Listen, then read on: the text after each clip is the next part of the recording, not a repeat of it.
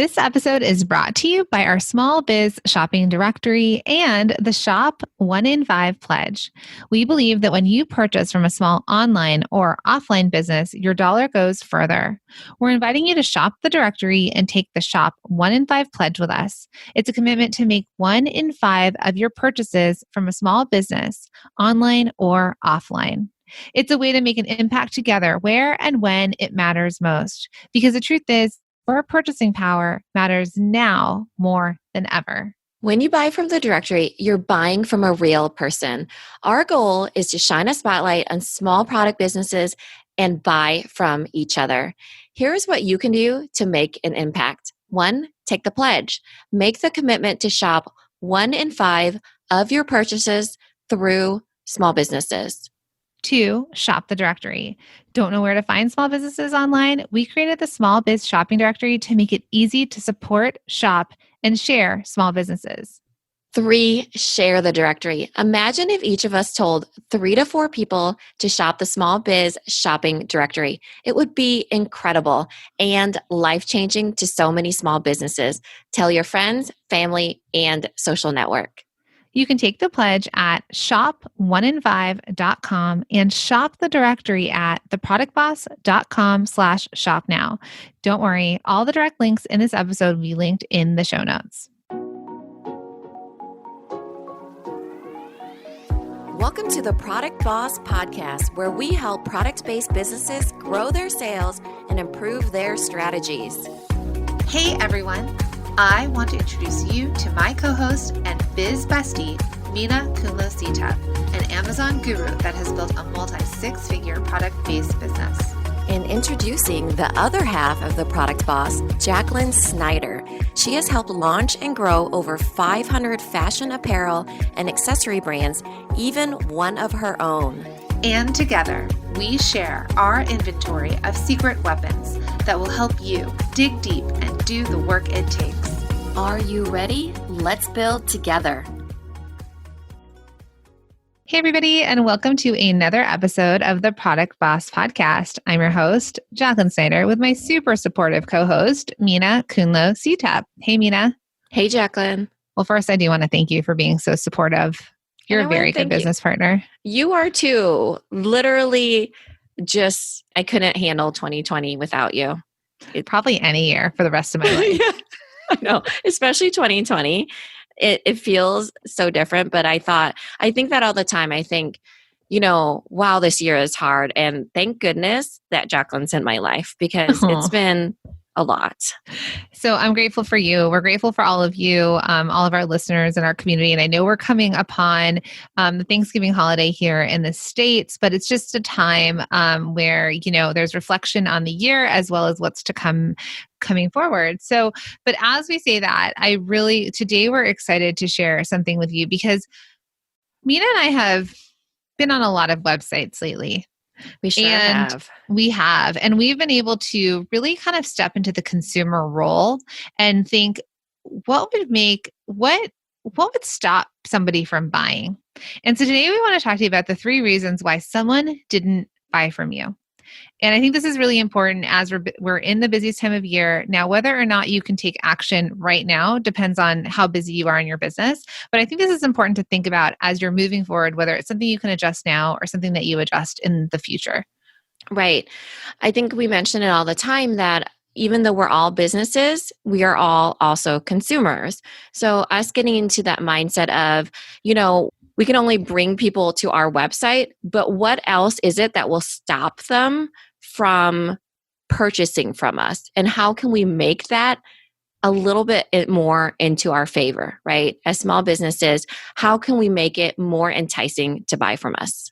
Yes. And we work with our students in this. We talk about it in our signature course, which is Multi-Stream Machine. We work with our masterminders on this. So please, for all of you, know that even the best performing businesses always have to come back and think through some of the things we're going to talk about now and think, well, what could one of these be a reason why a customer didn't make a purchase and why they didn't buy from us? So we're going to jump into talking about that. Yeah. So Minna, what's the first reason why you think that somebody didn't buy from somebody? Well, this first one is huge, but it's very simple. and they don't know what you sell. No idea. No idea. They go on there, they see a bunch of photos. It's very unclear that you sell anything sometimes, or they aren't quite sure if they're in the right place. So anytime somebody comes to your website, they do a little bit of self-qualification. Am I in the right place? So your job is to be like, hey, this is what I sell in so many ways, right? You make it very apparent that in the first few seconds, they know what you sell, because then they can be like, oh, I'm in the right place or I'm not in the right place. If they ever second guess, oh, I am not sure if I'm in the right place, they would just leave because they don't know they don't know what you sell. You have about 3 seconds to let somebody know what you sell.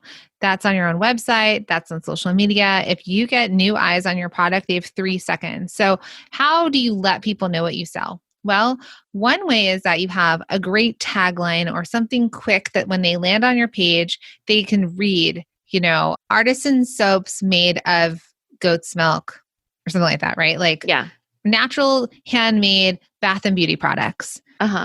Small batch soy candles. Right. Handmade silver jewelry. Loose leaf tea. Yeah. What else? Active apparel for the active mom.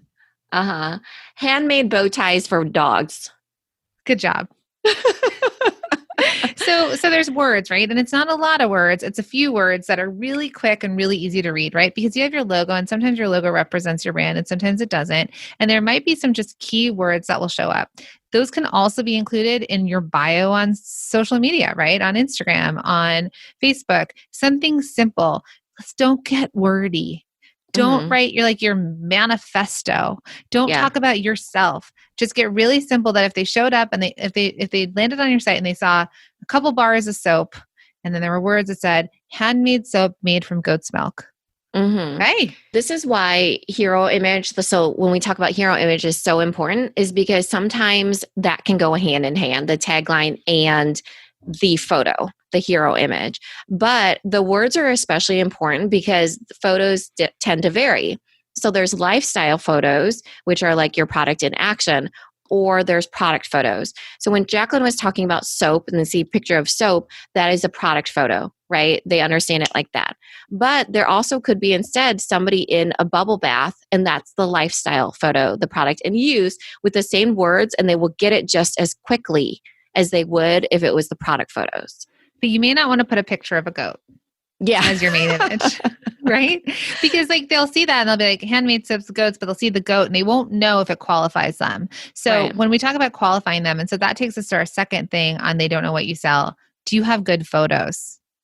So whether they're stock images or whether they're photos you've taken, if they look at it, do they understand what that is in the photo? So for example, if you have a picture of your product, a beautiful picture of your soap, they can write then and there say, depending on their level of qualification, if your photo is super professional, do they resonate with that? Are they okay with kind of home done photos? It depends on the consumer, right? So that's just going to be dependent on the consumer. But let's say you have this beautiful photo, well lit, of a beautiful piece of soap. And it says, soap made out of goat's milk. Great. I'm inspired by Eden Body Care right now, by the way. I can tell with all the goat milk talk. I know, just because it's in my head. She's in the directory, and we just recorded a podcast episode. So Eden Body Care makes soap out of goat's milk. So, but she also has beautiful soap. But then if she showed someone in a bathtub, depending on the woman in the bathtub, would depend on if I resonated with that as well, right? If it was super high glamour, crystal, I'm thinking mirror, what am I thinking of? There's glam baths. There's also, kind of farmhouse baths. If you think about that, depending on the image of the woman in the bath, I may resonate with it and you, Minna, may not resonate with the picture of them in the bath. That's also a way that lifestyle resonates with the consumer. Right. And there is a big difference of photos. I think that when people are on Etsy, that there's a tolerance. The barrier is a little bit lower because they know that there's more handmade items on there. But when it's your own website, there's a perception that needs to be met, a value sense, So if it's a high level, luxurious brand, they need to show that in their photos. If it's not, they still need good photos. They just have to be a different feel to them, a different brand aesthetic, a different perception value.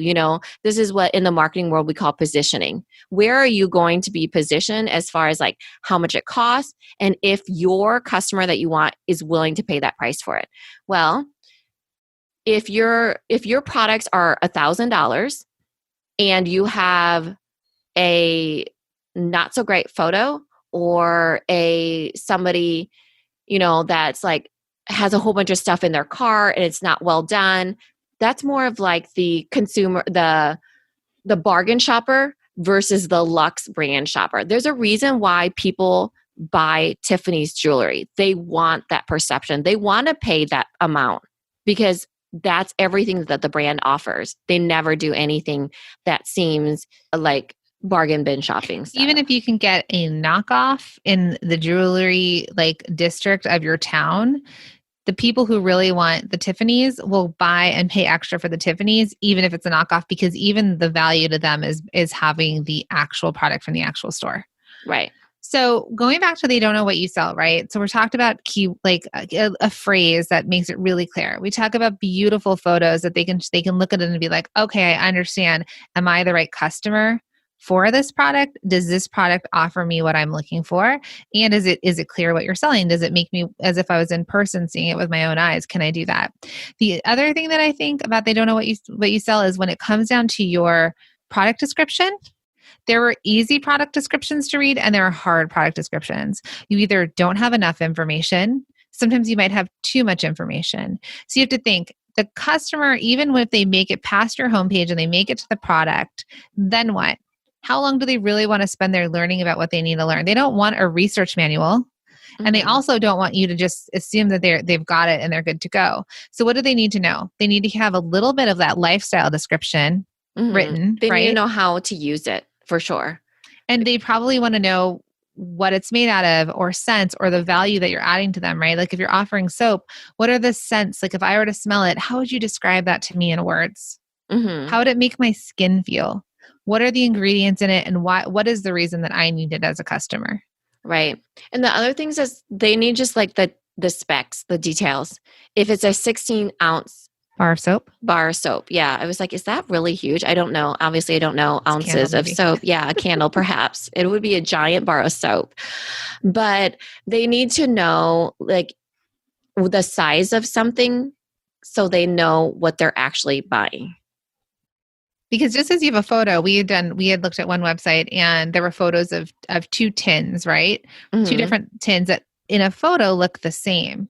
Right. But the brand, the business had a way to show us in their hand what the tin looked like in their hand. And so we were actually able to define the difference and understand the difference in size. So you want to replace in person with information and photos when you're showing your products and when you're describing your products. And then just answering questions for them that you typically get about the product. So if it's things like, even if it's, this is the main ingredient or this is used for, or what are some, like just answering the main questions that come up in their heads about that specific product would be ideal in a description. I think thinking about if you're in person, right? Someone walks up to your table and you think about it, right? They're standing far away and they're walking past your booth or your table and they're looking and they're like, well, what's that? Can they tell immediately what you sell? Are they attracted to your display on that table, right? Like however you have it set up. Are they attracted to it? Does it look sparse? Does it look too full? And like, you know how when you go to a discount store, everything's like super crammed on the racks? Yes. It's a different experience versus when you go to like a designer store and there's only one of every size 2 out. You have to ask them for the bigger size. So walking by, what is that initial look? Are they able to quickly see what you sell? Is there a little sign on the table that says like handmade jewelry made in Utah? Is there a sign that says that? Or what do they see? Then they walk up to you and then they're going to reach for something. That's your photo. What are they reaching for? What are they attracted to? Can they pick it up and see what it is and understand it? Like you may have to tell them that's sterling silver if there's not a tag on it that says sterling silver. You may have to say to them, it's an 18-inch chain. or they would hold it up to their neck. So think about Mhm. the things that you standing behind the table would have to tell the customer that they should know about it. So you have to tell them about how it's made, where it's sourced from, like how you No. welded the thing on. They don't need to know any of that. Right. Not But initially. you're the expert that knows about your business. So you know the things that you need to be telling them. So, for example, if they have a candle and you're the candle expert and they come and smell the candle, a piece of information like that would be that has an 18-hour burn time, right? Because they might not think of the questions that are the main questions, but that might be the thing that you're answering for them before there's any objections that come up. It's jasmine with a hint of ying. Oh my gosh. I can't say the word. My head could say it. My mouth couldn't. Palo Santo with an undertone of citrus, right? Like you may say these words to them and that's all they need to know. Right, right. So when we go back to this one reason, it's they don't know what you sell, and we wanted to walk you through some of the biggest hiccups. The other thing is if they can't tell from your homepage, this is one more thing I just want to add. If they can't tell from your homepage and they go to an about page, right? If you have an about or more information, I want you to come at it from the point of about your brand, about your products, about that. I don't think that it should be about you to start. Unless you are a physician or an expert and they're buying the product because you are an expert in that, I want your about page to be something so simple that I could go there and quickly understand this is what your business sells. This is what I can get from it, and I can verify for myself like, oh yeah, they have what I need. I'm going to go shop the pages. Yeah, unless you're part of the process though. If you're a maker and you're making something and part of your tagline is handmade, poured in Wisconsin cheese, Perfect.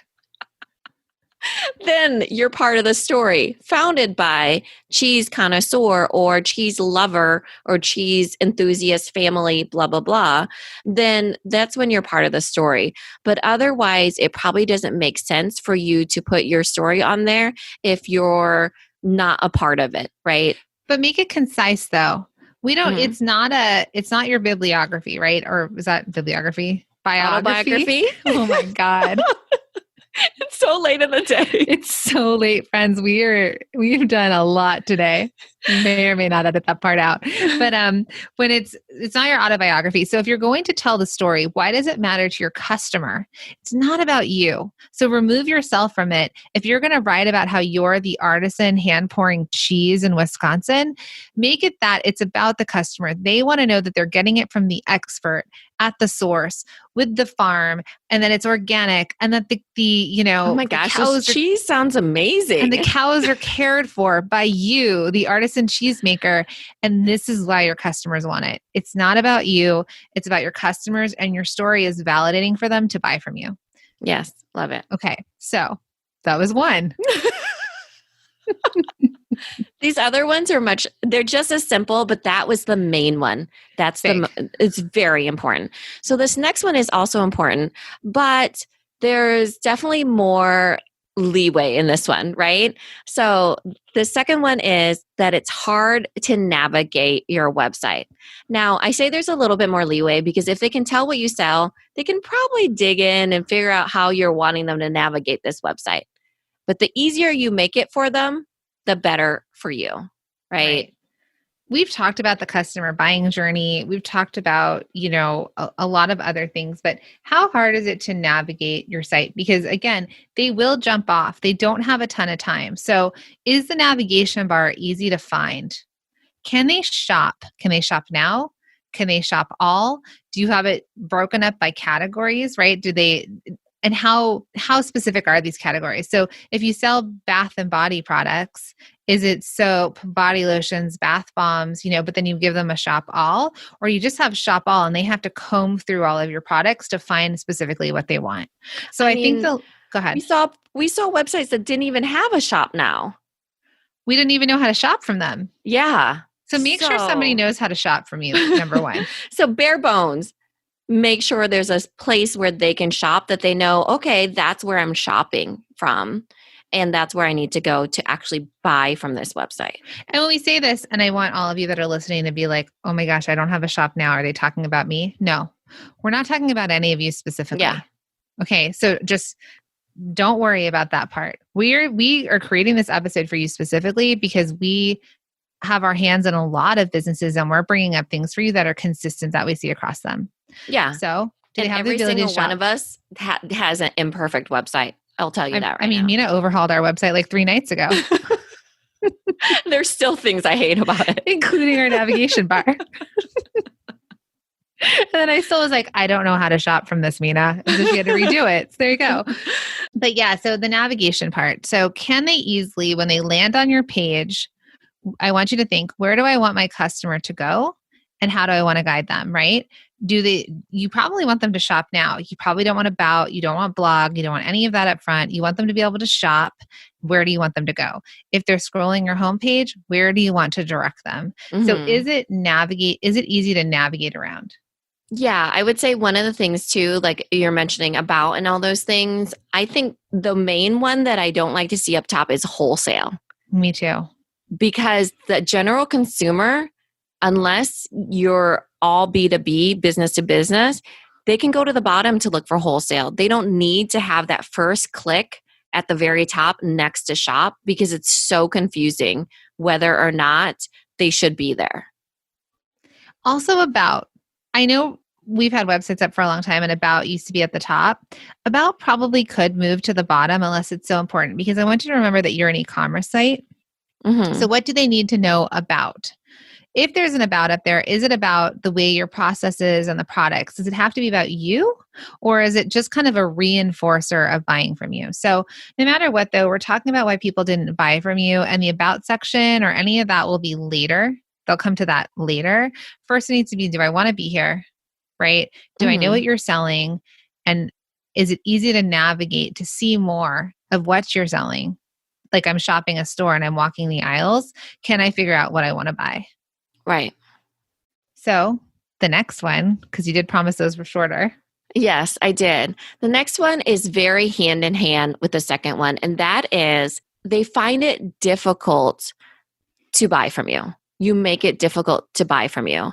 And I say it's hand in hand because it's that confusion factor, right? They're navigating along, they're confused. Are you making them jump through hoops? Right? So is it that, like one of the ways to make it difficult is to not make it obvious what sizes things come in, right? That's a navigation thing, a difficult thing, a what you're selling thing. It all kind of ties together. But that's what we mean of this extra layer of, is there anything difficult about them buying from you? Are you making them jump through an extra hoop? Yeah. Is the add to cart difficult?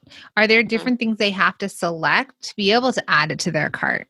Is it, do they need to fill out a form? Do I have to jump back to the previous page to see the other colorway? Or can I see all the colorways right there on the page? And do you change the pictures for me so I can see the different colors? Because if I have to go back and forth between pages, I might just say, I don't like it in green and I don't have time to look for it in the color that I want it in. Right. For so sure. Think about that. Is it difficult to add it to their cart? Is that part hard? And how do you might be saying, well, thanks ladies, I don't know how to figure this part out because you're so in your site. You have built this, you're in it. So get feedback. Ask your, husband, ask your friends, ask your wife, ask whoever to go in and try it out as well and give you their honest feedback. I mean, honestly, like that's the point because they are also consumers and they also go on websites to buy things. So see if they can give you some feedback. Right. Just think about like difficulty of buying. This is why the one-click purchase button was born, because people wanted it the very easiest they could with the one-click purchase, right? So what are the steps they have to take from buying from you? Is it they have to look up their own colors? Do they have to pick out of 35 different fonts? If you have a customization and they're just like, I don't know, I got to make all these decisions. Yeah. Do they not know what size something is compared to something else? They're like, oh, what's the depth on this? I have no idea the depth of this, hand soap jar compared to this lip balm, right? So questions like that they get that they're like, oh gosh, I have to jump through another hoop. This is kind of hard.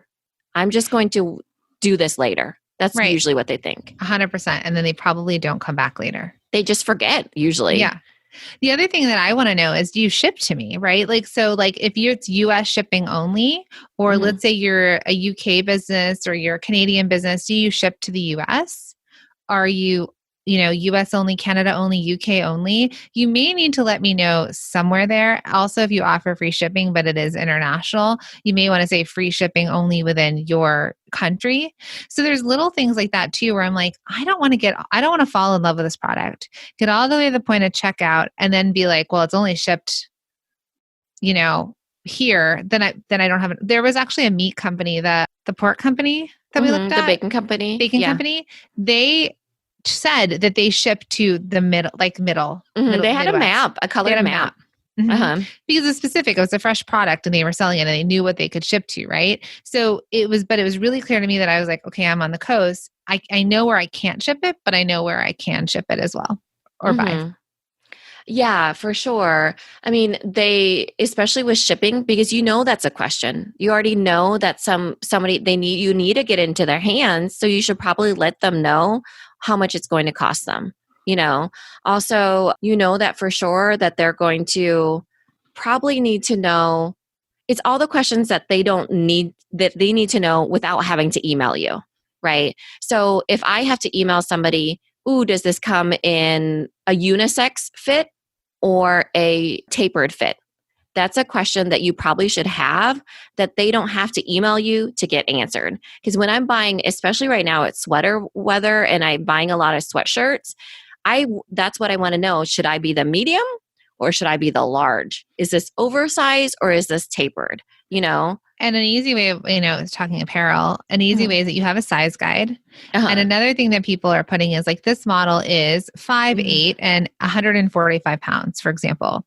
Right. And you could see yourself, you could understand, and they're wearing a size small and so you can kind of start to understand where they take the guesswork out of being like, well, how big is that model? And comparing my short stature to them, Mm-hmm. Oh, right, for sure. And then where does it hit that model, right? Even if it's jewelry or if it's shoes, do those shoes look gigantic? Are they clunky on that model? How is she walking in it, right? We even see shoe companies that have models just straight up walking in their shoes, and that's that. It's very simple because it's a 3D view of somebody using it versus a 2D photo of something happening. Mm-hmm. So, what's the easiest way for you to figure this out? Well, one, I tell you feedback. Two, find a business that's bigger than you, that's an expert, that does something, and go look at their website. Go see how they're showing their photos. Go see how they're explaining their products and their product descriptions. Go see when you show up on their page, how they navigate you from their homepage to their products and even their checkout process. A lot of this is you also need to be the user and the consumer to understand sites that are great. You can also go on sites and realize the things that you don't like about that. And then you'll be able to reflect easily on your own site. So this is for those of you that do have a website, but this does also apply to you, those of you that are selling, if you are on Etsy, you can still think about, maybe it's not the navigation per se, but you can still think about your photos, your product description, kind of those FAQs that you can get answered. If I showed up on your Etsy shop, do I know what you sell, or do you sell everything? Do you have some sort of tagline? Is there a logo? What do you sell? So I think you can still apply this to really, if Minna has listings on Amazon, do I know what little labels are the second I land on that page? Mm-hmm. Right. And the objections that people have. So they, beyond that really important one of that they know what I sell, I do need to even make it easy for them to understand, right? They know, okay, I can buy this and it's safe. It's made in the US. I use it for when my kids are going to daycare or school. It's very simply put into their life, and they're like, oh, again, self-qualifying themselves as to whether or not they're in the right place, at the right business, ready to buy. And then the difficulty part is a little bit easier when it's somebody else's platform, because that's kind of up to them. But definitely, Jacqueline was talking about like when you walk into a store, is it appealing? You should still be appealing whether or not you're on Etsy, whether or not you're on Amazon, whatever it is. it should still draw the customer in where they want to buy from you. So I hope that this was really helpful. We hope that you look at this and then you think, okay, how can I apply this to my business? And we're excited for what's to come. So thank you for listening to this episode, and we can't wait to continue to support you. Thanks, everybody.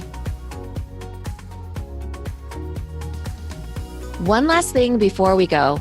We created this podcast as a reminder that you are not alone in this. Growing a product-based business is hard, and we want to help you through it. So thank you so much for listening, and we truly appreciate it.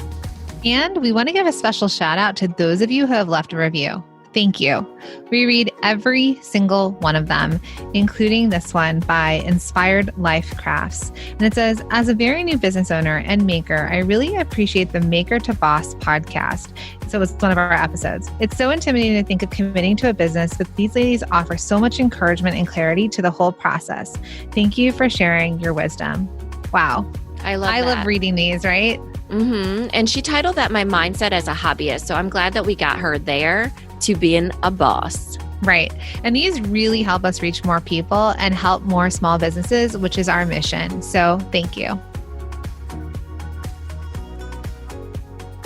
This episode is over, but it doesn't have to end. Head over to our Facebook group, search for the Product Boss Biz Community, or the link is also in the show notes. Come connect with other product bosses just like you. We'll see you in there.